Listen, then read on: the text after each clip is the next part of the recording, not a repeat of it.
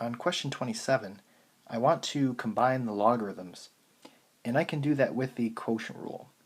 And it's because of this subtraction sign right here. So to use the product or quotient rule, it has to be an addition or subtraction sign on the outside between two logarithms. So these addition and subtraction signs that you see here, those really don't do anything because they're on the inside of logarithms. So this subtraction sign tells us to combine using the quotient rule. So this is log base 5 of x plus 1 over x minus 1 is equal to 2. Okay, so you'll see that this is 2, this is not log of 2.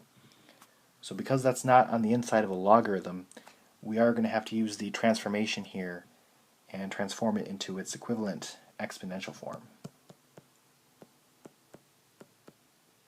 So it's going to be 5 raised to the 2 is equal to x plus 1 over x minus 1.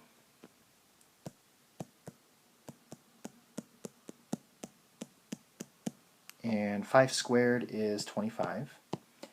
And I'm actually going to write that as 25 over 1 because I can solve this like a proportion.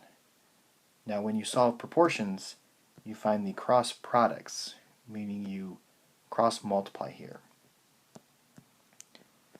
So that will get you 25x minus 25 is equal to x plus 1. So if you subtract x from both sides and add 25 to both sides, you get 24x is equal to 26. And then if you divide both sides by 24, you get 26 over 24. And then if you reduce, you get 13 over 12. And if you plug that back into the original, it does not make any of the logarithms 0 or negative. So this will be our final answer.